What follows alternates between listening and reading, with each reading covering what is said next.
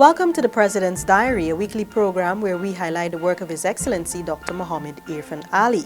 The President has sworn in the 8 members of the Local Government Commission. During the swearing-in ceremony at the Office of the President, Monday morning, President Ali charged the new commissioners to perform their mandate with the highest level of professionalism, accountability and transparency. I faithfully execute the office of a member of the Local Government Commission. Prayer of faith. Affection or ill will.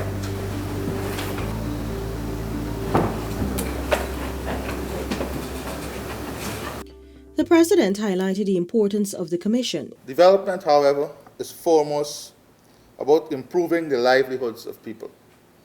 It is the Executive's intention to ensure that the country's forthcoming development is balanced and, more importantly, safeguarded at all levels of our society. The national level, at the levels of the regions, and at the community level. In order to guarantee such an outcome, it is vital that there are established efficient and effective local government organs to deliver enhanced welfare to citizens, particularly within our towns, villages, and communities. President Ali says his government is crafting policies to give effect to local development. He noted that these policies will ensure the Commission's policies and programs are not obstructed and are implemented without dispute between and within local government bodies. Guyana's continuous economic development over the next decade is expected to result in economic and social transformation. But importantly, economic and social transformation at all levels of our society, of which local government organs and local governance plays a critical part in ensuring that that transformation is administered effectively and efficiently. Meanwhile, speaking on the sidelines of the swearing-in ceremony, the President called on Guyanese to act responsibly to protect themselves and families from COVID-19. His call comes amid an increase in COVID cases. You would have seen that we have stepped up tremendously.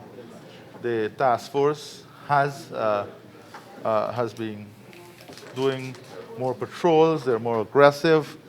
The only other thing now is to have the courts play a role in sentencing people, but we have really stepped up. The task force is doing a good job. They're out there every single night until 3, 4 in the morning. But the people have the responsibility too. Guyanese have to understand this is not a joke. This is their lives they're playing with. You can't put your life in the hands of the task force. President Ali also spoke of the recent incident when citizens were arrested and placed in a Guyana Defense Force bus for breaking the curfew.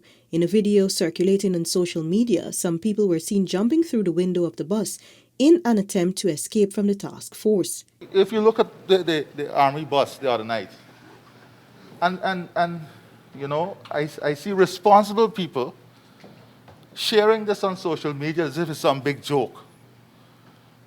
The reckless behavior in that bus, and people who I hold with great levels of responsibility and high levels of education, sharing it as if it's a joke. What they were behaving with in that bus is reckless. It's reckless.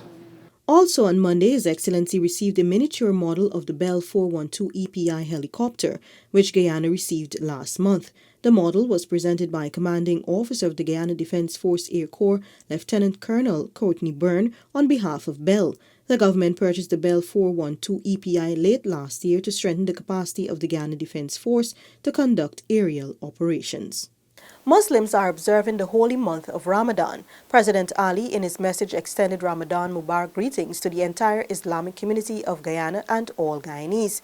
The President said the COVID-19 pandemic has exposed our vulnerabilities and helplessness, but Ramadan teaches us the powerful and redeeming virtues of humility, empathy, and gratitude.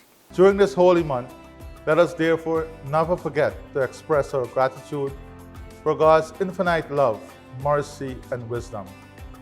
Fasting brings us closer to God and grounds us in the desirable values of humbleness and understanding. Fasting offers us a path to piety, but requires that we clean our hearts of every form of hatred, envy, and prejudice. The president urged that we strive to live as brothers and sisters and banish hatred, envy, and prejudice from our hearts and from our relations. The principals of Mexican holding company Grupo Industrial Omega paid a courtesy visit to His Excellency on Tuesday, where they highlighted their interest in several investment opportunities.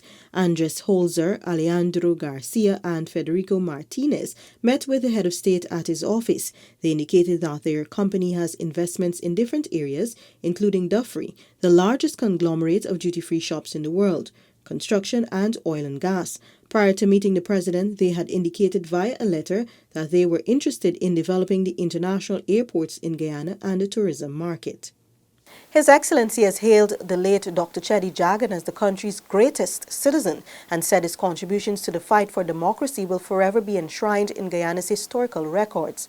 The head of state praised the former leader at the annual Cheddi Jagan commemorative lecture that was held virtually on Tuesday. He was unapologetic in affirming that socialism could not prevail unless it practiced full democracy. His ideological underpinning was based on democracy. It was based on freedom. It was based on equality. It was based on the creation of a just society.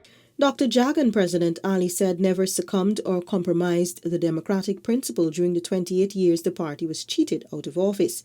The head of state added that they were confident that by following Dr. Jagan's example and by staying true to his ideals, that democracy would prevail. Cheddi Jagan remains Guyana's foremost Democrat, who possessed unfaltering faith in democracy. He was committed to the ideal of a national democratic state. For him, this national democratic state should rest on a tripod of principles. The first was a right to free and fair elections, a cause to which he dedicated his entire political life. Also on Tuesday, His Excellency joined First Lady Mrs. Arya Ali for the official unveiling of the Welcome to Guyana sign at a roundabout in Timeri, East Bank, Demerara. The sign is part of the First Lady's National Beautification Project, which seeks to safeguard the country's scenic beauty while creating environmentally friendly locations for Guyanese to interact. The project is a collaboration with the Office of the First Lady, the Cheddi Jagan International Airport, and Impressions. The area surrounding the 20-foot illuminating monument has been landscaped, and 100 hanging flower baskets are installed on the lampposts leading to the roundabout. The project totals more than $25 million. Minister of Tourism, Honorable Onij Walron, Chief Executive Officer of the Guyana Office for Investment, Dr. Peter Ramsarup, and United States Ambassador Sarah Ann Lynch were also in attendance. President Ali and several government officials on Thursday joined other regional leaders in a special emergency meeting of CARICOM heads of government with specific focus on St. Vincent and the Grenadines. The virtual meeting aimed at facilitating discussions on the ongoing eruption of the volcano on St. Vincent. Guyana's delegation at State House also included Prime Minister Honorable Brigadier Retired Mark Phillips and a team from the Ministry of Foreign Affairs and International Cooperation, including Minister Honorable Hugh Todd. Chairman of CARICOM, Trinidad and Tobago's Prime Minister Dr. Keith Rowley, is expected to further advance the regional response to the affected islands. President Ali has been leading relief efforts from the front since April 9, when the Soufriere volcano initially erupted, depositing large quantities of volcanic ash across the islands. Thousands of citizens, including Guyanese, have been displaced in St. Vincent and the Grenadines. The day after the initial explosion, President Ali convened an emergency meeting with the Civil Defense Commission and the Private Sector Commission, where he underscored the importance of aiding the islands in the fastest possible time.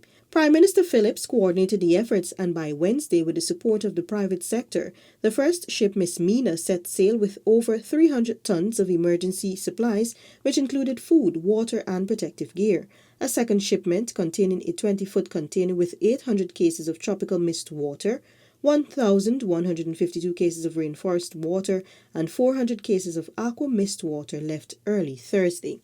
A third vessel scheduled to carry more supplies will leave early this week.